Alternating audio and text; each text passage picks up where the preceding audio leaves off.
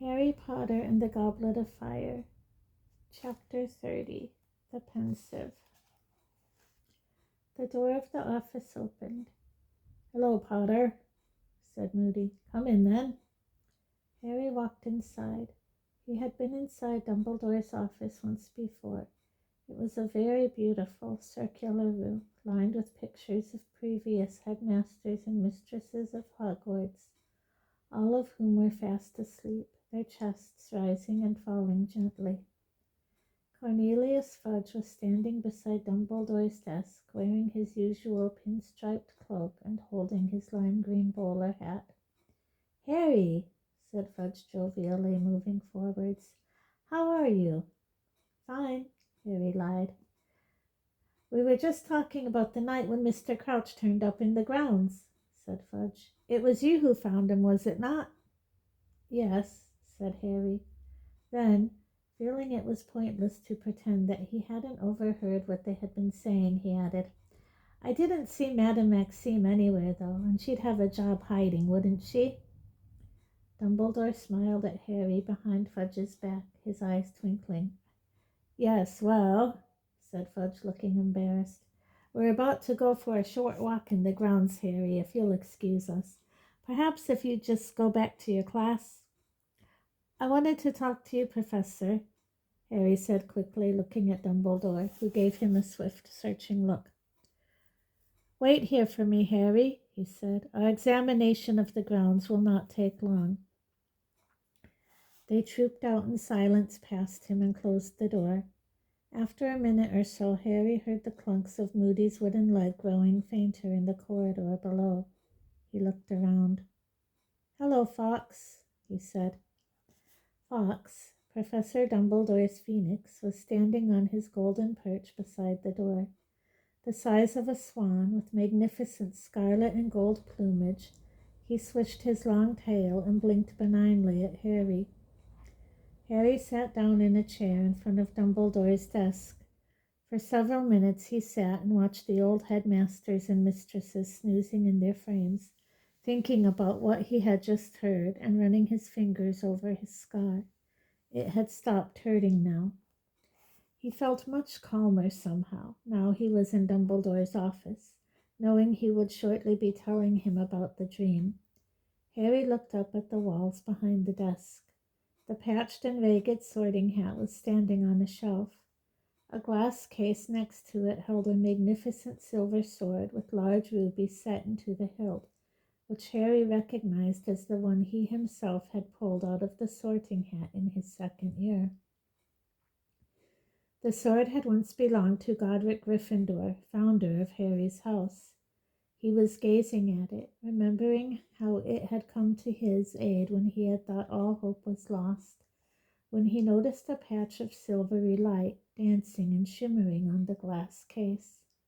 He looked around for the source of the light and saw a sliver of silver white shining brightly from within a black cabinet behind him, whose door had not been closed properly. Harry hesitated, glanced at Fawkes, then got up, walked across the office, and pulled the cabinet door open. A shallow stone basin lay there, with odd carvings around the edge, runes and symbols that Harry did not recognize. The silvery light was coming from the basin's contents, which were like nothing Harry had ever seen before. He could not tell whether the substance was liquid or gas. It was a bright whitish silver, and it was moving ceaselessly. The surface of it became ruffled like water beneath wind, and then, like clouds, separated and swirled smoothly. It looked like light made liquid, or like wind made solid. Harry couldn't make up his mind. He wanted to touch it, to find out what it felt like, but nearly 4 years' experience of the magical world told him that sticking his hand into a bowl full of some unknown substance was a very stupid thing to do. He therefore pulled his wand out of the inside of his robes, cast a nervous look around the office, looked back at the contents of the basin and prodded them. The surface of the silvery stuff inside the basin began to swirl very fast.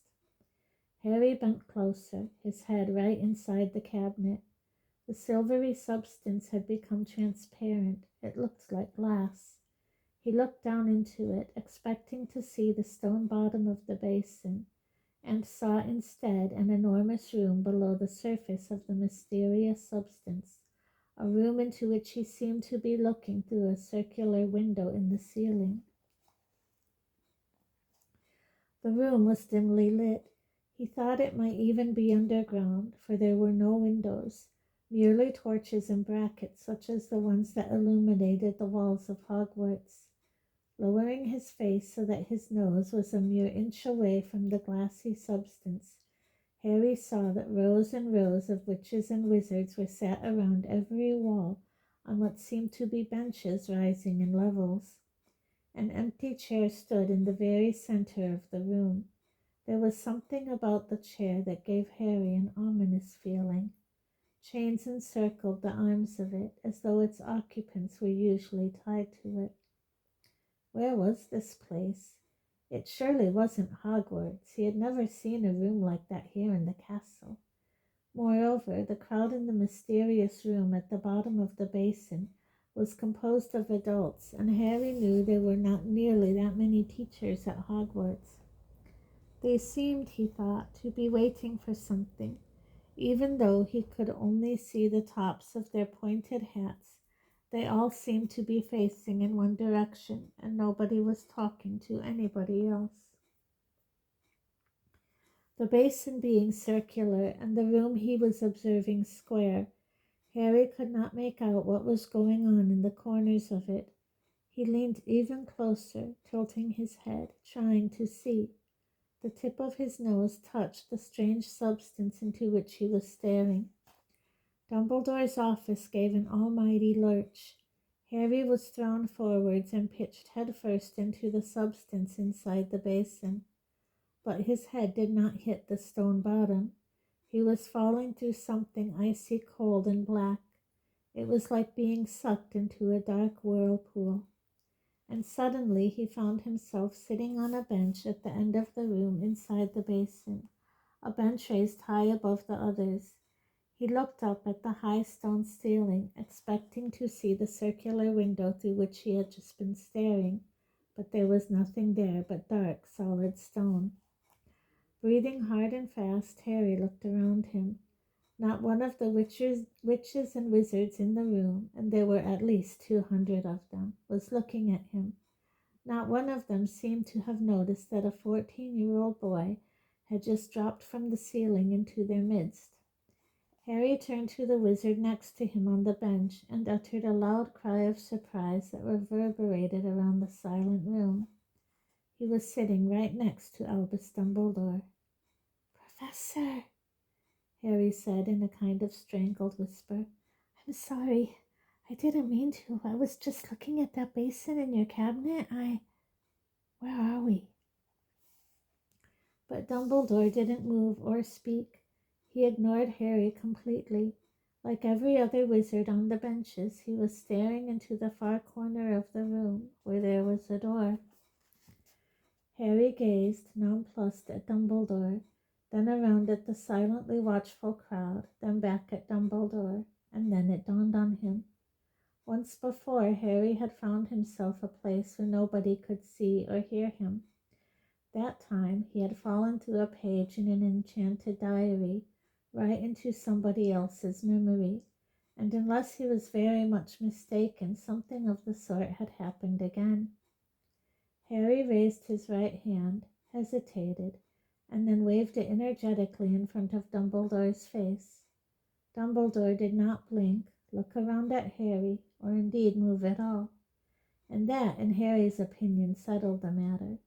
Dumbledore wouldn't ignore him like that. He was inside a memory, and this was not the present day Dumbledore. Yet it couldn't be that long ago. The Dumbledore sitting next to him now was silver-haired, just like the present day Dumbledore. But what was this place? What were all these wizards waiting for? Harry looked around more carefully.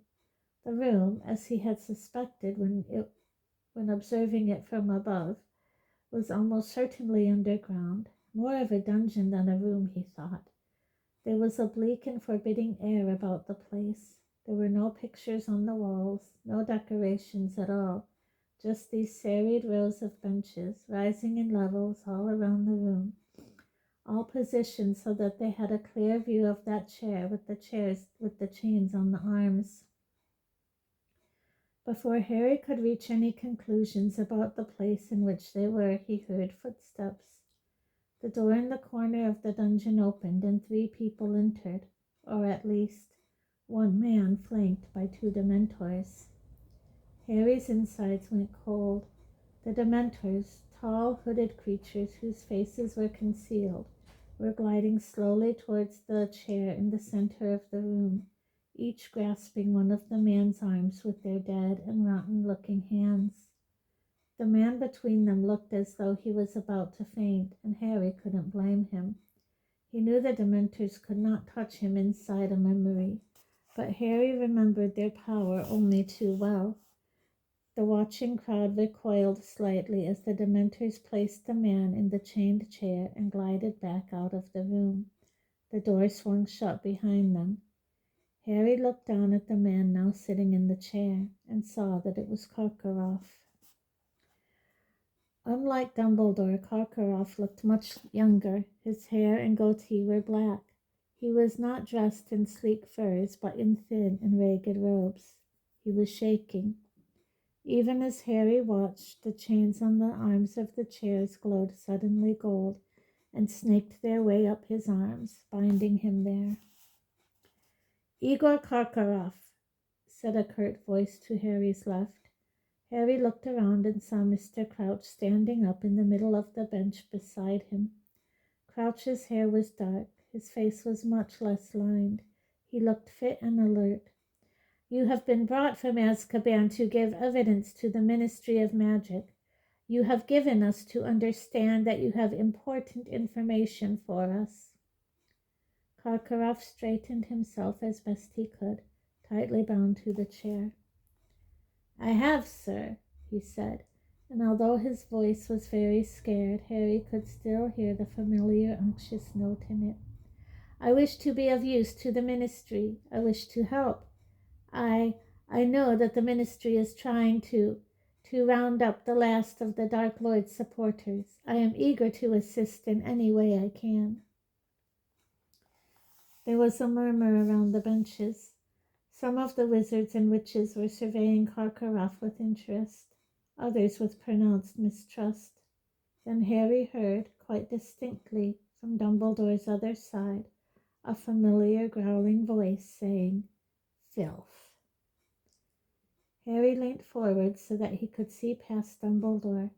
Mad-Eye Moody was sitting there, though there was a very noticeable difference in his appearance. He did not have his magical eye, but 2 normal ones. Both were looking down upon Karkaroff, and both were narrowed in intense dislike. "Crouch is going to let him out," Moody breathed quietly to Dumbledore. "He's done a deal with him. Took me 6 months to track him down, and Crouch is going to let him go if he's got enough new names. Let's hear his information, I say, and throw him straight back to the Dementors." Dumbledore made a small noise of dissent through his long crooked nose. "Ah, I was forgetting. You don't like the Dementors, do you, Albus?" said Moody with a sardonic smile. "No," said Dumbledore calmly. "I'm afraid I don't. I have long felt the Ministry is wrong to ally itself with such creatures." "But for filth like this," Moody said softly. "You say you have names for us, Karkaroff," said Mr. Crouch. "Let us hear them, please." "You must understand," said Karkaroff hurriedly, "that he who must not be named operated always in the greatest secrecy. He preferred that I mean to say his supporters, and I regret now very deeply that I ever counted myself among them." "Get on with it," sneered Moody. "We never knew the names of every one of our fellows. He alone knew exactly who we all were." "Which was a wise move, wasn't it, as it prevented someone like you, Karkaroff, turning all of them in," muttered Moody. Yet you say you have some names for us, said Mr. Crouch. I do, said Karkaroff breathlessly. And these were important supporters, mark you, people I saw with my own eyes doing his bidding. I give this information as a sign that I fully and totally renounce him, and am filled with a remorse so deep I can barely. These names are, said Mr. Crouch sharply. Karkaroff drew a deep breath. There was Antonin Dolohoff, he said. I saw him torture countless muggles and non-supporters of the Dark Lord, and helped him do it, murmured Moody. We have already apprehended Dolohoff, said Crouch. He was caught shortly after yourself. Indeed, said Karkaroff, his eyes widening. I am delighted to hear it. But he didn't look it. Harry could tell that this news had come as a real blow to him. One of his names was worthless. Any others? Said Crouch coldly. Why, yes, there was Rosier, said Karkaroff hurriedly. Evan Rosier. Rosier is dead, said Crouch. He was caught shortly after you were too. He preferred to fight rather than coming quietly, and was killed in the struggle. Took a bit of me with him, though, whispered Moody to Harry's right. Harry looked around at him once more and saw him indicating the large chunk out of his nose to Dumbledore. No more than Rosier deserved, said Karkaroff, a real note of panic in his voice now. Harry could see that he was starting to worry that none of his information would be any use to the Ministry. Karkaroff's eyes darted towards the door in the corner, behind which the Dementors undoubtedly still stood, waiting. Any more? Said Crouch. Yes, said Karkaroff. There was Travers. He helped murder the McKinnons. Mulciber, he specialized in the Imperial Curse, forced countless people to do horrific things. Rookwood, who was a spy and passed he who must not be named useful information from inside the Ministry itself. Harry could tell that this time Karkaroff had struck gold. The watching crowd were all murmuring together. Rookwood, said Mr. Crouch, nodding to a witch sitting in front of him, who began scribbling upon her piece of parchment. Augustus Rookwood in the Department of Mysteries. The very same, said Karkaroff eagerly. I believe he used a network of well-placed wizards both inside the Ministry and out to collect information. But Travers and Mulciber we have, said Mr. Crouch. Very well, Karkaroff. If that is all, you will be returned to Azkaban while we decide. Not yet, cried Karkaroff, looking quite desperate. Wait, I have more. Harry could see him sweating in the torchlight, his white skin contrasting starkly with the black of his hair and beard. Snape, he shouted. Severus Snape. Snape has been cleared by this council, said Crouch coldly. He has been vouched for by Albus Dumbledore. No, shouted Karkaroff, straining at the chains which bound him to the chair. I assure you, Severus Snape is a Death Eater. Dumbledore had got to his feet. I have given evidence already on this matter, he said calmly. Severus Snape was indeed a Death Eater. However, he rejoined our side before Lord Voldemort's downfall and turned spy for us at great personal risk. He is now no more a Death Eater than I am. Harry turned to look at Mad-Eye Moody. He was wearing a look of deep skepticism behind Dumbledore's back. Very well, Karkaroff, Crouch said coldly. You have been of assistance. I shall review your case. You will return to Azkaban in the meantime. Mr. Crouch's voice faded. Harry looked around. The dungeon was dissolving as though it was made of smoke. Everything was fading. He could see only his own body. All else was swirling darkness. And then the dungeon returned. Harry was sitting in a different seat, still on the highest bench, but now to the left side of Mr. Crouch. The atmosphere seemed quite different, relaxed, even cheerful. The witches and wizards all around the walls were talking to each other, almost as though they were at some sort of sporting event. A witch halfway up the rows of benches opposite caught Harry's eye. She had short blonde hair, was wearing magenta robes, and was sucking the end of an acid green quill. It was, unmistakably, a younger Rita Skeeter. Harry looked around. Dumbledore was sitting beside him again, wearing different robes. Mr. Crouch looked tireder and somehow fiercer, gaunter. Harry understood. It was a different memory, a different day, a different trial. The door in the corner opened and Ludo Bagman walked into the room. This was not, however, a Ludo Bagman gone to seed, but a Ludo Bagman who was clearly at the height of his Quidditch playing fitness.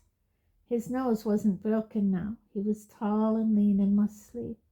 Bagman looked nervous as he sat down in the chained chair, but it did not bind him there, as it had bound Karkaroff. And Bagman, perhaps taking heart from this, glanced around at the watching crowd, waved at a couple of them, and managed a small smile. Ludo Bagman, you have been brought here in front of the Council of Magical Law to answer charges relating to the activities of the Death Eaters, said Mr. Crouch. We have heard the evidence against you and are about to reach our verdict. Do you have anything to add to your testimony before we pronounce judgment? Harry couldn't believe his ears. Ludo Bagman? A Death Eater? Only, said Bagman, smiling awkwardly. Well, I know I've been a bit of an idiot. One or two wizards and witches in the surrounding seats smiled indulgently. Mr. Crouch did not appear to share their feelings. He was staring down at Ludo Bagman with an expression of the utmost severity and dislike. You never spoke a truer word, boy, someone muttered dryly to Dumbledore behind Harry. He looked around and saw Moody sitting there again. If I didn't know he'd always been dim, I'd have said some of those bludgers had permanently affected his brain. Ludovic Bagman, you were caught passing information to Lord Voldemort's supporters, said Mr. Crouch. For this, I suggest a term of imprisonment in Azkaban lasting no less than... But there was an angry outcry from the surrounding benches. Several of the witches and wizards around the walls stood up, shaking their heads and even their fists at Mr. Crouch. But I've told you, I had no idea, Bagman called earnestly over the crowd's babble, his round blue eyes widening. None at all. Old Rookwood was a friend of my dad's. Never crossed my mind he was in with you-know-who. I thought I was collecting information for our side, and Rookwood kept talking about getting me a job in the ministry later on. Once my Quidditch days are over, you know.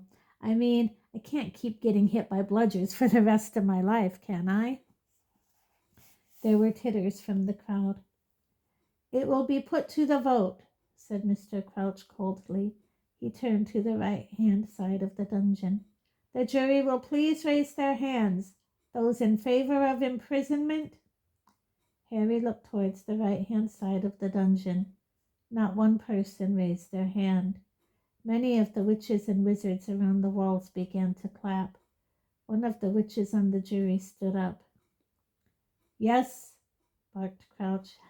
We'd just like to congratulate Mr. Bagman on his splendid performance for England in the Quidditch match against Turkey last Saturday, the witch said breathlessly. Mr. Crouch looked furious.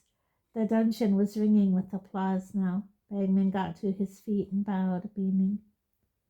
Despicable, Mr. Crouch spat at Dumbledore, sitting down as Bagman walked out of the dungeon.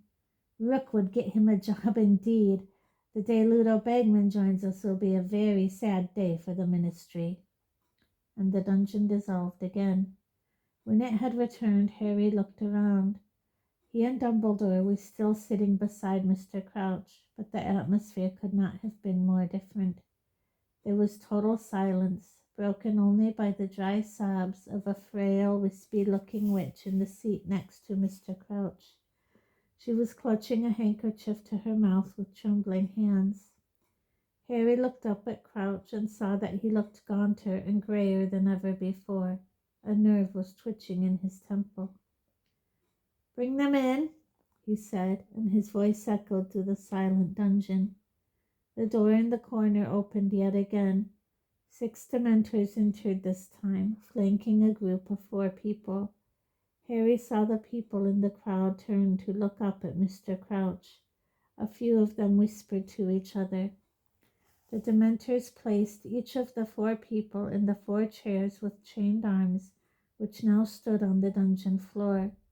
There was a thick-set man who stared blankly up at Crouch, a thinner and more nervous-looking man whose eyes were darting around the crowd, a woman with thick, shining dark hair and heavily hooded eyes who was sitting in the chained chair as though it were a throne, and a boy in his late teens who looked nothing short of petrified.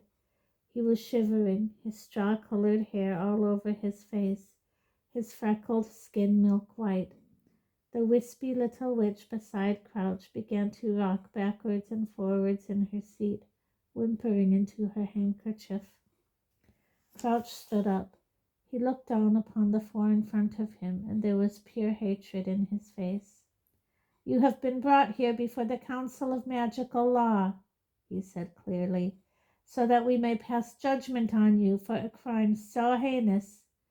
"Father," said the boy with the straw-colored hair, "Father, please."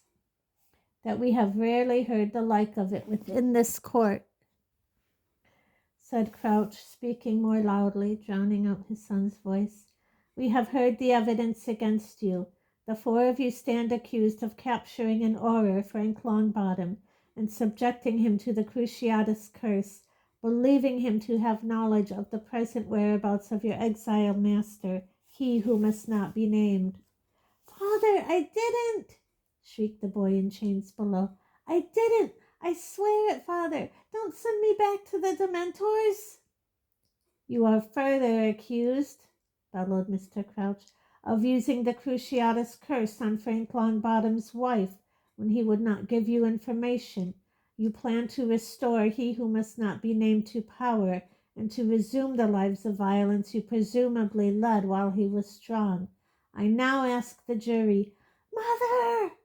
screamed the boy below, and the wispy little witch beside Crouch began to sob, rocking backwards and forwards.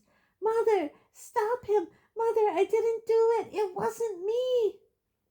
"I now ask the jury," shouted Mr. Crouch, "to raise their hands if they believe, as I do, that these crimes deserve a life sentence in Azkaban." In unison, the witches and wizards along the right-hand side of the dungeon raised their hands. The crowd around the walls began to clap as it had for Bagman, their faces full of savage triumph. The boy began to scream, "No, Mother, no, I didn't do it! I didn't do it! I didn't know! Don't send me there! Don't let him!" The Dementors were gliding back into the room. The boy's 3 companions rose quietly from their seats. The woman with the heavy-lidded eyes looked up at Crouch and called, "The Dark Lord will rise again, Crouch. Throw us into Azkaban. We will wait. He will rise again and will come for us. He will reward us beyond any of his other supporters. We alone were faithful. We alone tried to find him."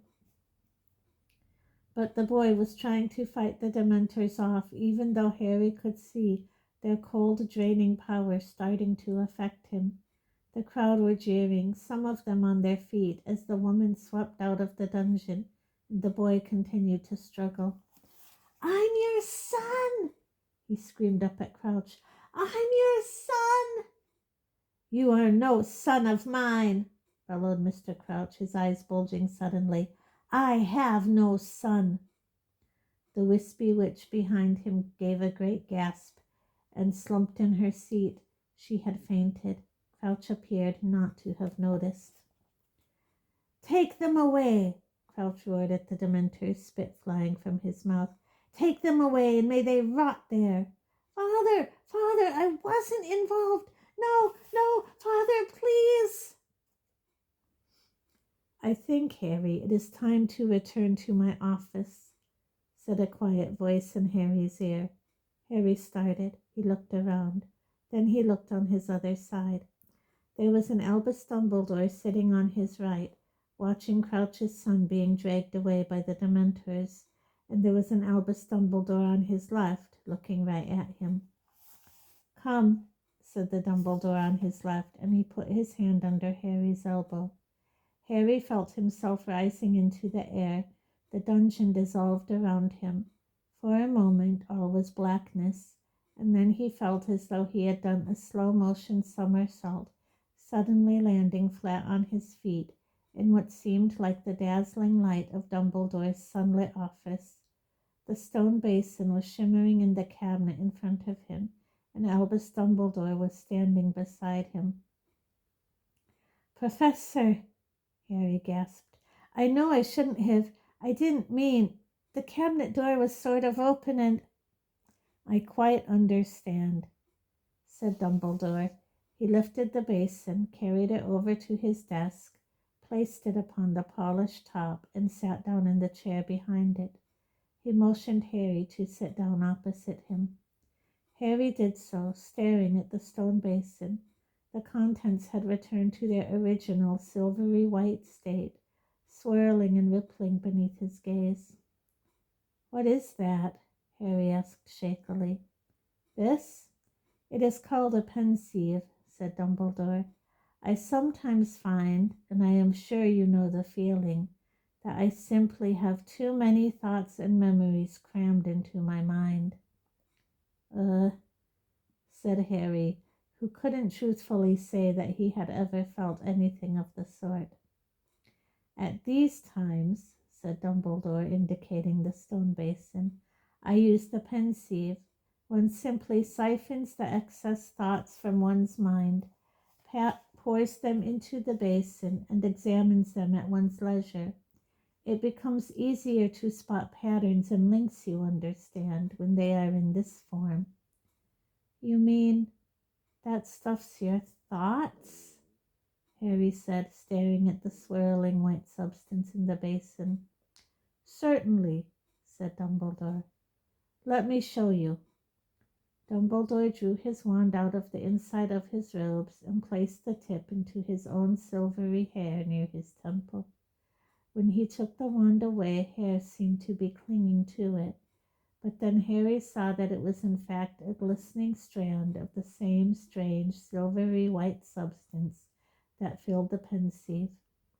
Dumbledore added this fresh thought to the basin, and Harry, astonished, saw his own face swimming around the surface of the bowl.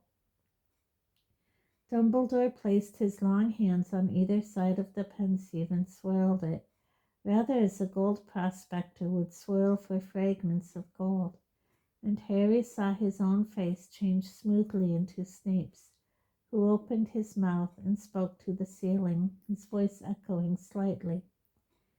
It's coming back, Karkaroff's too, stronger and clearer than ever.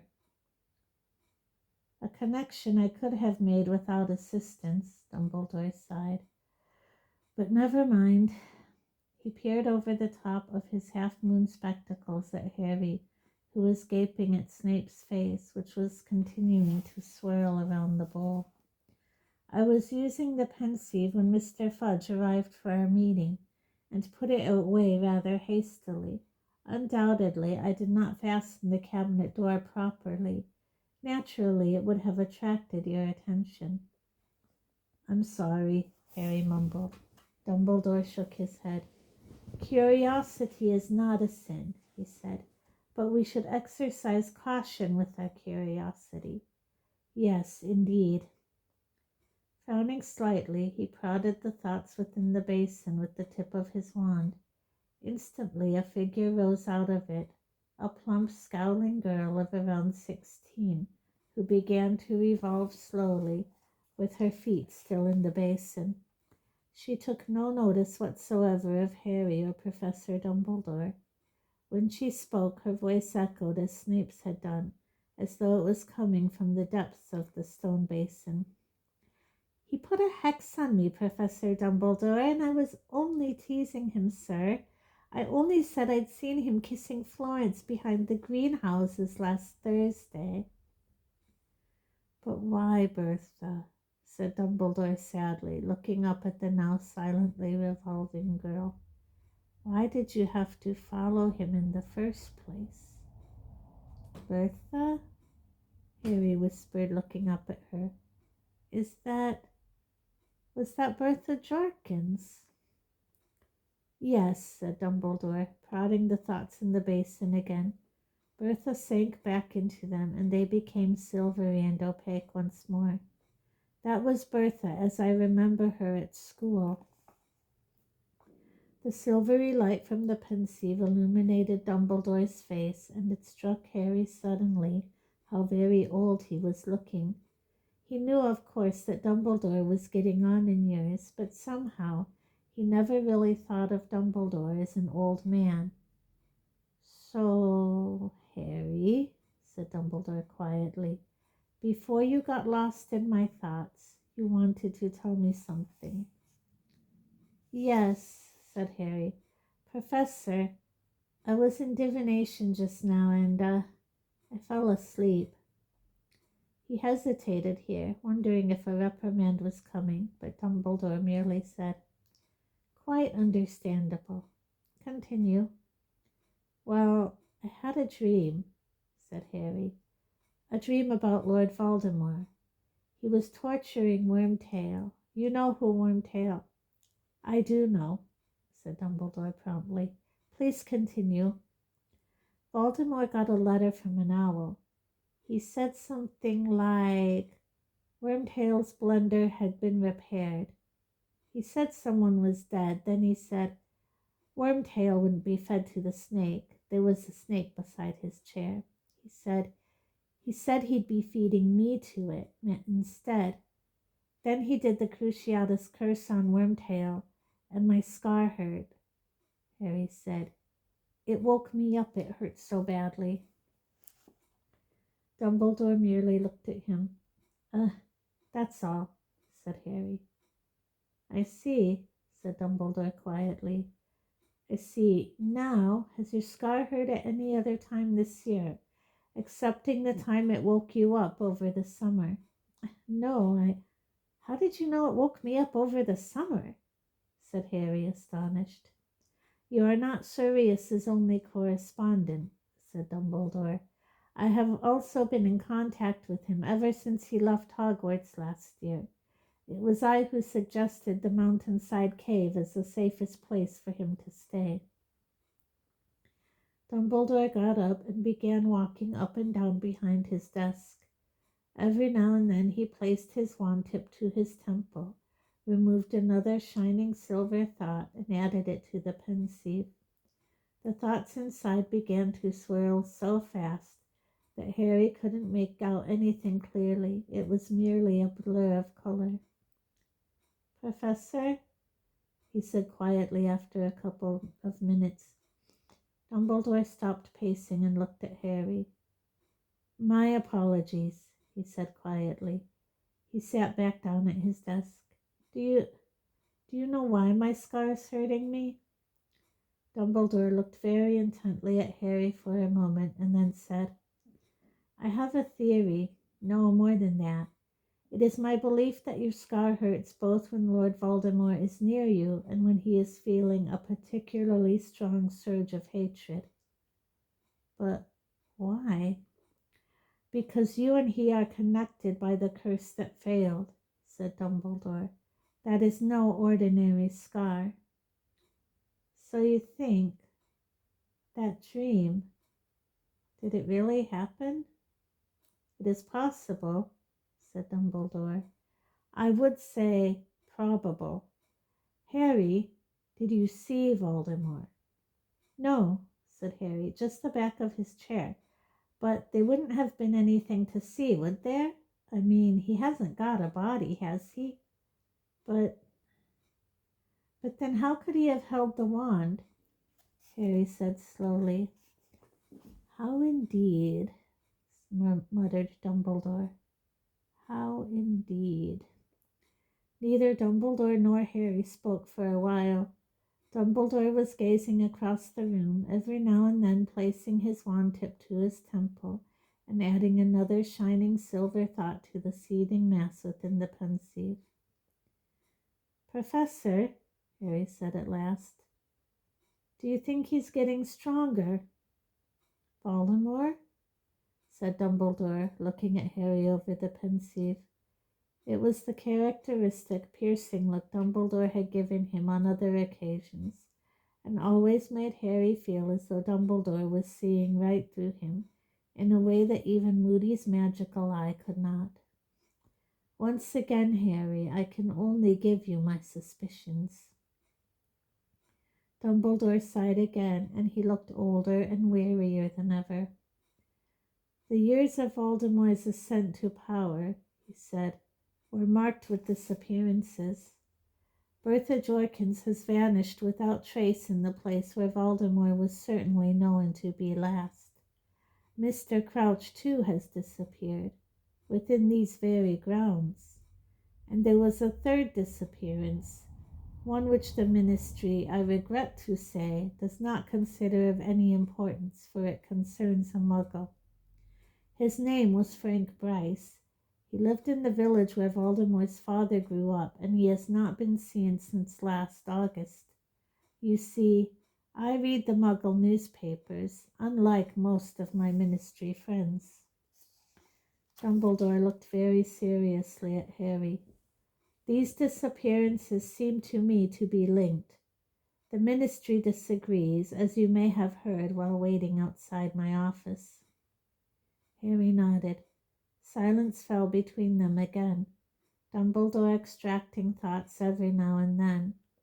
Harry felt as though he ought to go, but his curiosity held him in his chair. "Professor," he said again.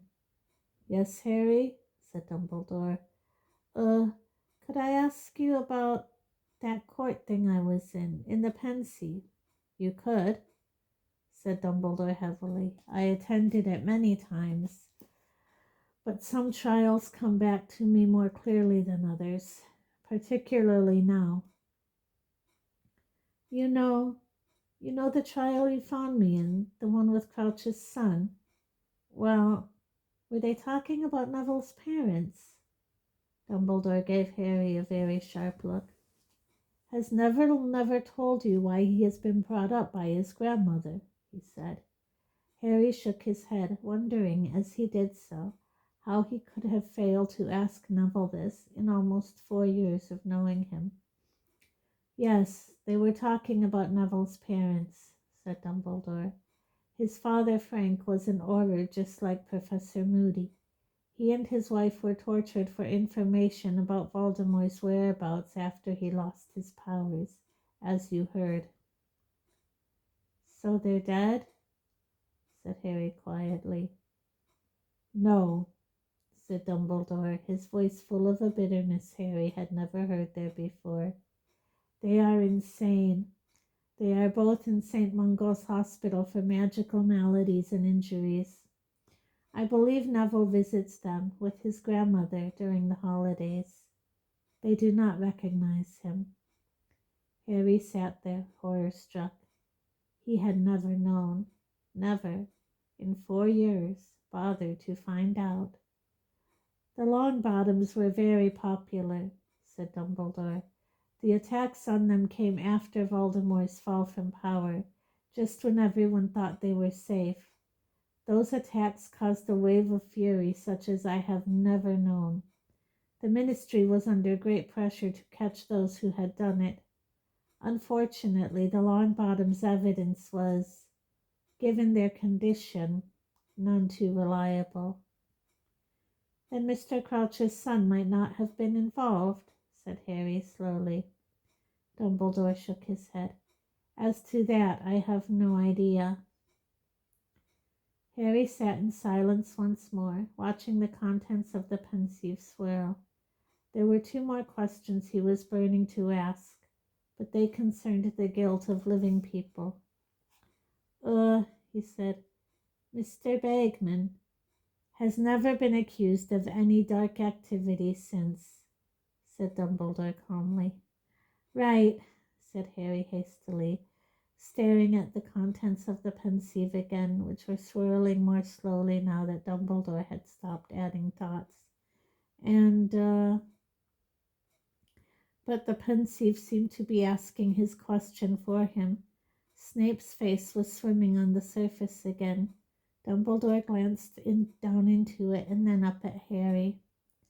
No more has Professor Snape, he said. Harry looked into Dumbledore's light blue eyes, and the thing he really wanted to know spilled out of his mouth before he could stop it. What made you think he'd really stopped supporting Voldemort, Professor? Dumbledore held Harry's gaze for a few seconds and then said, That, Harry, is a matter between Professor Snape and myself. Harry knew that the interview was over. Dumbledore did not look angry, yet there was a finality in his tone that told Harry it was time to go. He stood up, and so did Dumbledore. Harry, he said as Harry reached the door, please do not speak about Neville's parents to anybody else. He has the right to let people know when he is ready. Yes, Professor, said Harry, turning to go. And Harry looked back. Dumbledore was standing over the Pensieve, his face lit from beneath by its silvery spots of light, looking older than ever. He stared at Harry for a moment and then said, Good luck with the third task.